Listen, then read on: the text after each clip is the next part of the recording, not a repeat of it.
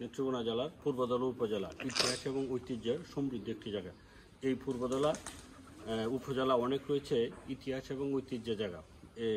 এগুলোর মধ্যে অন্যতম হচ্ছে এই বাগবের জমিদার বাড়ি। আজকে আমরা এই বাগবের জমিদার বাড়ির কিছু অংশ আপনাদেরকে দেখাতে চেষ্টা করব। বিসমিল্লাহির রহমানির রহিম। নেত্রকোনা জেলার পূর্বধলা উপজেলার ইতিহাস এবং ঐতিহ্যের একটি সমৃদ্ধ জায়গা হচ্ছে এই পূর্বধলা উপজেলা।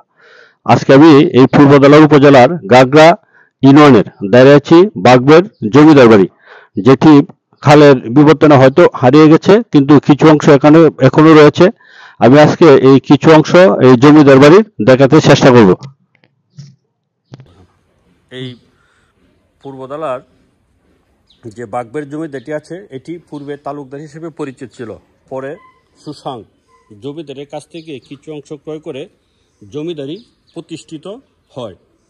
বাগবের এবং পূর্বধলা জমিদারের মধ্যে রক্ত সম্পর্ক থাকলেও বাগবের জমিদাররা প্রথমে মুক্তাগাছা জমিদারদের অধীনে তালুকদারি ছিল। এই বাগবের জমিদার সুসাং জমিদারের কাছ থেকে কিছু অংশ ক্রয় করে জমিদারি প্রতিষ্ঠা করতে চেয়েছিল।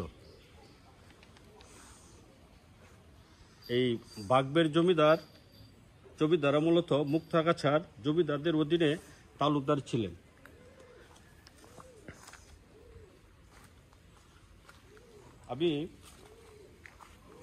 আমি গত ভিডিওতে আপনাদেরকে গাগরা ইউনিয়নের যে জমিদার বাড়িটি ছিল সেটি দেখাতে চেষ্টা করেছিলাম। আজকে আমি আসছি এই যে এটাও গাগরা ইউনিয়নের বাগবের জমিদার বাড়ি। এই যে আপনারা যে ভবনটি দেখতে পাচ্ছেন, এই যে এইটি মূলত এই জমিদার আমলে তৈরি করা।